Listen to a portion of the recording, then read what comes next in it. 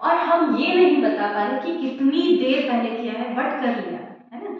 कुछ वर्ड्स अगर यूज हो रहे हो जैसे ever, never, once, already, many times, तो इन टेंसेस में वी कांट गेस कि ये पास्ट में हुआ है या अभी हुआ है।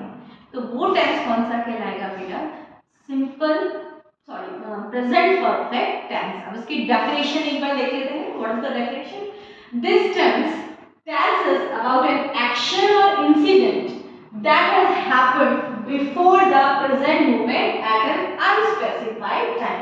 यानी वो टेंस जिसमें कि एक्शन अभी अनस्पेसिफाइड टाइम, जिसको कि आप बता नहीं सकते, लेकिन हो चुका है बिफोर द प्रेजेंट टाइम। अभी जो टाइम है उससे जस्ट बिफोर हो चुका है, बट कोई स्पेसिफिक टाइम नहीं है कि यस्टरडे हुआ था, डे बिफोर हुआ था, या 2 मंथ्स बिफोर हुआ था।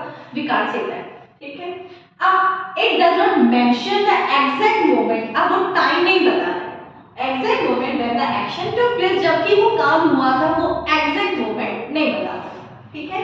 This tense expresses an action that has completed in the immediate past, यानी जो कि अभी हुआ है, तुरंत हुआ है, वो एक्शन के टेंस हमें बताता है। जैसे मैंने खाना खा लिया है, मैं घर छोड़ चुकी हूँ, I have left my food. ठीक है।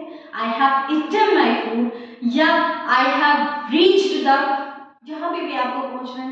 तो ये जो सेंटेंसेस हैं, ये कौन से टेंस कहलाते हैं बेटा? Present perfect tense.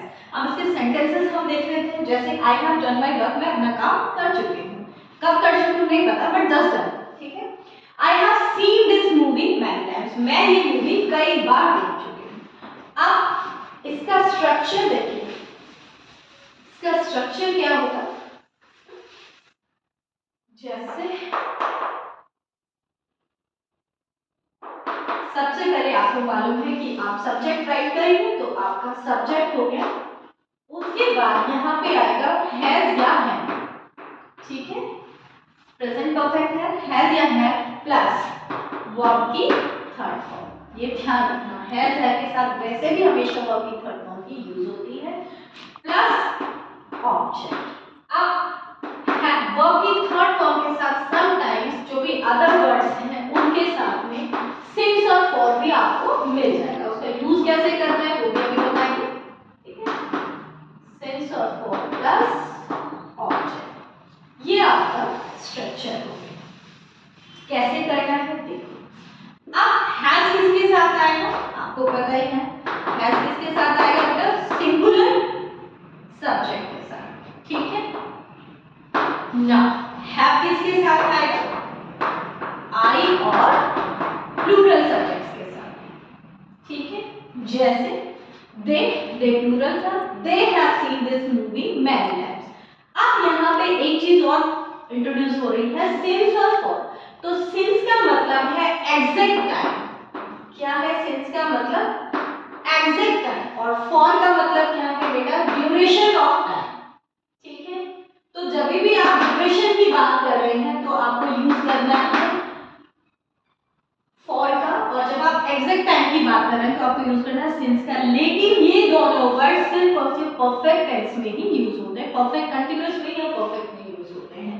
कैसे यूज करना है? जैसे he has known Kamal for a long time, वो कमल को बहुत लंबे समय से जानता है। अब कितने समय से जानता है? ही कांट से। अब I have known Kamal since 2023, तो हमने यहाँ पे क्या कहा? एक एग्जैक्ट ईयर हमने बता दिया, तो आप क्या लगाएंगे? Since.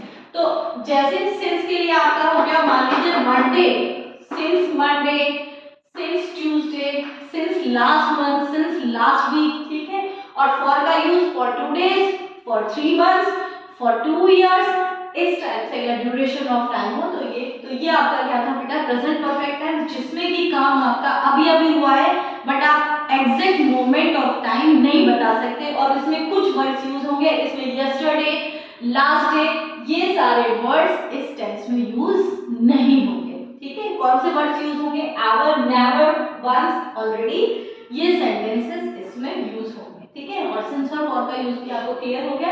I hope you understood.